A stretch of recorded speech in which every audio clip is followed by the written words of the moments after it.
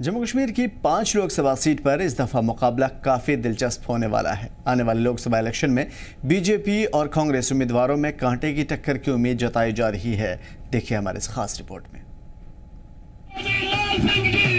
जम्मू कश्मीर की 5 लोकसभा सीट पर इस दफा मुकाबला काफी दिलचस्प होने वाला है।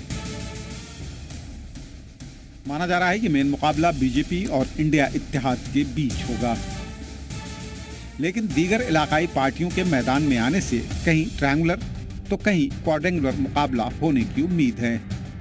ये इलाकाई पार्टियां नेशनल कॉन्फ्रेंस, कांग्रेस और बीजेपी को नुकसान पहुंचा सकती हैं। डेमोक्रेटिक प्रोग्रेसिव आज़ाद पार्टी की तरह अपनी पार्टी ने भी 2 सीटों पर अपना उम्मीदवार उतार दिया है। बारामूला से पीपुल्स कॉन्फ्रेंस के सज्जाद लोन पहले ही अपनी उम्मीदवारी का ऐलान कर चुके हैं। चंद हफ्ते पहले तक इन पार्टियों के अलग गठबंधन बनाने की चर्चा जोरों पर थी, लेकिन जमीनी सतह पर बात आगे नहीं बढ़ पाई। हमने कोशिश की थी कि जम्मू कश्मीर के लोग बटे नहीं, एक अलायंस हो, लेकिन मुझे लगता है यहाँ हर एक अपनी 2-2 ईंट की मस्जिद बनाना चाहता है, इसलिए कोई अलायंस नहीं हो सकता।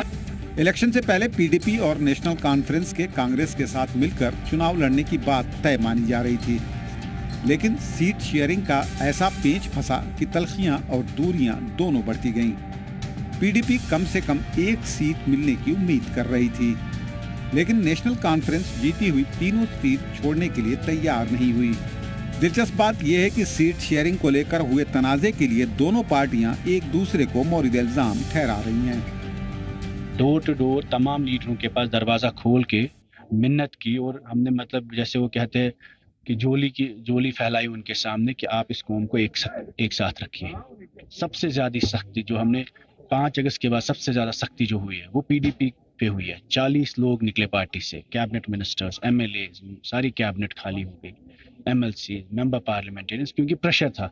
इसी वजह पे, क्योंकि महबूबा जी ने कोशिश की कि ये कौम एक साथ रहे, इस वजह से हम कीमत अदा कर रहे हैं। तो मुझे लगता है कि लीडरान को अभी भी मतलब वो सोचना चाहिए कि डिवीजन करके आपस में हम ऊपर 3 अगर बड़े लीडर इकट्ठे बैठेंगे लेकिन उनके गांव-गांव में वर्कर लड़ेंगे तो वो यूनिटी कहाँ से हो गई? वो तो डिवीजन की बात है। तो हमने तो कोशिश की है, बाकी मतलब the ball is in their court. हमने तो पूरी कोशिश की अपने तरीके में कि लोगों को इकट्ठा रखा जाए। पीडीपी का साउथ कश्मीर में काफी होल्ड माना जाता है। पार्टी ने कश्मीर की सभी 3 सीटों पर अपना उम्मीदवार खड़ा करने का फैसला किया है। डीपीएपी अपनी पार्टी और पीपुल्स कॉन्फ्रेंस की मौजूदगी से बीजेपी को फायदा मिलने की उम्मीद है।